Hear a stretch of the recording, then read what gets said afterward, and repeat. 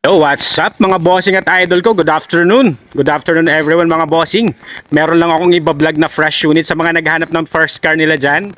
Meron tayong dalawang Toyota Wigo dito. Galing po ito sa first owner. Doktor po parehas ang may-ari. Mag-asawa po mga bossing.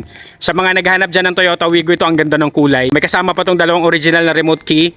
May manual and booklet. Tapos ito naman pong unit natin, all stock, all original. Naka-schedule na to for ceramic coating bukas ng umaga. Para naman po yung mga paint dyan, matanggal po yung mga swirl, matanggal po yung mga mancha-mancha dyan para mas lalo pong presentable. Itong unit natin, 2023 Toyota Wigo 1.0 TRD. Gasyong engine odometer, 25,000 km ang tinakbo nito. Price nito, 488,000 kasama na po ang transfer of ownership. Kagawa po nitong unit mga bossing. Wala pong problema, well maintained to ng first owner. Tingnan nyo naman yung interior nito, yung mga sidings. And good as new condition to. Kita nyo naman po yung mga upuan, no? Na-maintain to yung interior. Naka-keyless entry, push start button na to. Smooth and responsive ang transmission, walang kalampag.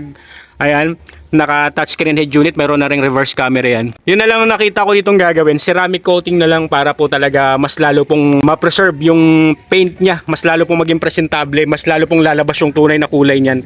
Pag na ceramic coat po yan bukas.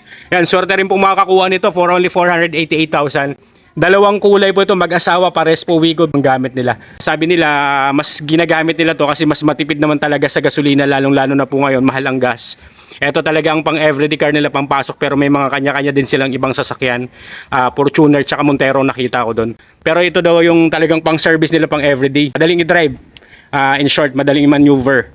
An automatic retractable side mirror na rin, working din po yan. So start po natin yung engine nito.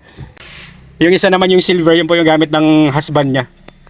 Yan, ganda po nan, all intact. Wala pong pintas to, pwede sa mga masasela nating buyer.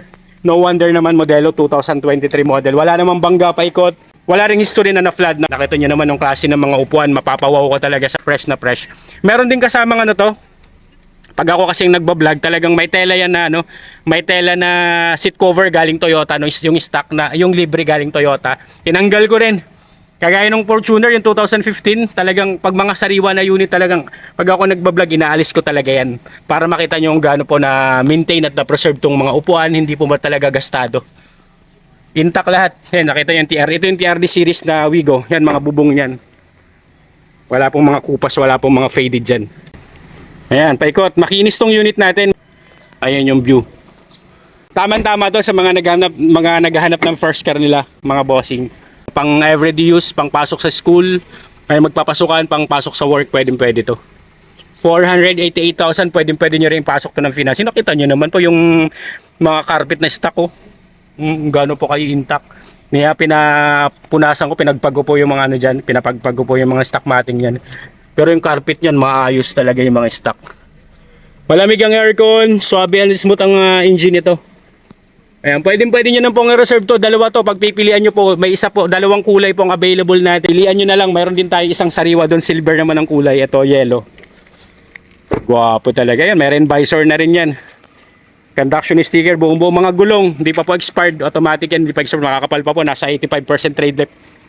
Or nasa 90% trade life pa po yung mga gulong niya.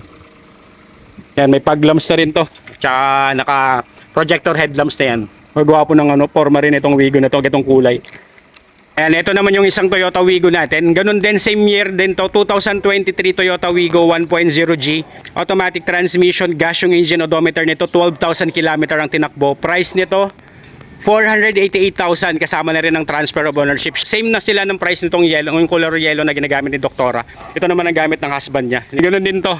Fresh na fresh, tsaka mababa ang mileage nito compare sa isa. Hindi rin to masyadong gamit. Sa 2023 model, all intact din to mga bossing. Silipin nyo rin po yung interior nito.